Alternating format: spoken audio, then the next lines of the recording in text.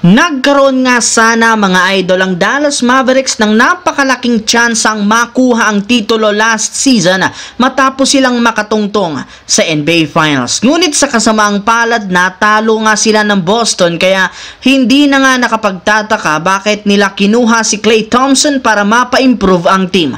Hindi nga katulad last season, meron na nga sila ngayong legit na third option sa opensa na makakatulong kina Luka at Kyrie Irving. And speaking of Irving, bago pa man simula ng Dallas Mavericks ang kanilang kampanya, matapang nga nitong sinabi, babalik sila sa NBA Finals next year. Meron rin naman nga silang rason bakit sila naabot o nakaabot sa championship sa Janga.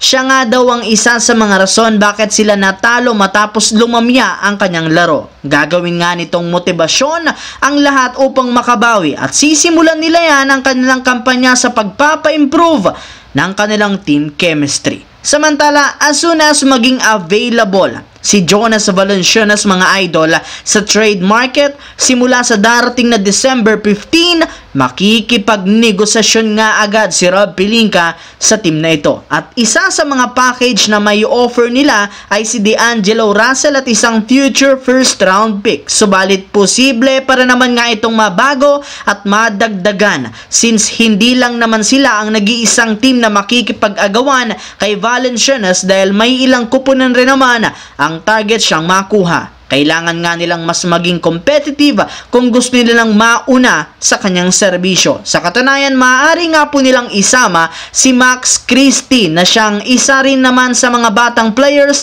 na may malaking trade value at mataas ang potensyal. Ganyan nga kadesidido ang Lakers sa pagkuha kay Valanciunas, gayong balak nga talaga itong gamitin bilang starting center ng team. At kapag nakuha nila ito, dito na nga magsisimula ang matagal ng plano na pagbabalik ng Twin Towers sa kanilang starting lineup kung sana mas hindi na nga sila dito magdadalawang isip na paglaruin si Anthony Davis sa starting power forward. Sa kabilang banda, simula nga po nang lumipat si Paul George sa Philadelphia ngayong off-season na ungkat at pinag-usapan na naman nga po sa social media ang pagkuha sa kanya noon ng Los Angeles Clippers mula sa OKC Thunder sa isang trade. Hindi rin naman nga biro ang isinakripisyo ng Clippers dahil ibinigay lang naman nila sa Thunder ang kanilang batang player na si Shai Gilgeous-Alexander na ngayon ay isa ng ganap na MVP candidate kasama si Danilo Gallinari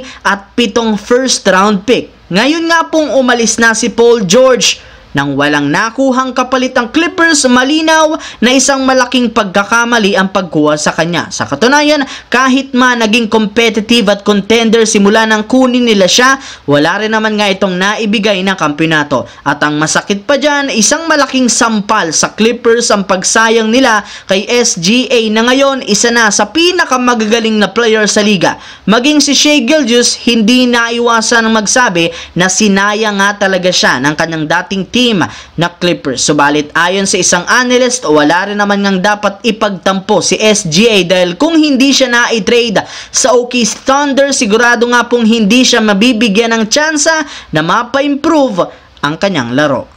So yun lamang mga idol ang ating bagong video na ating pinag-usapan ngayon dito. Once again, this is your J-Zone TV. Huwag kalimutang mag-like, mag-subscribe, pindutin ang notification bell sa akin channel para lagi kayo maging updated sa mga videos na pinapalabas ko.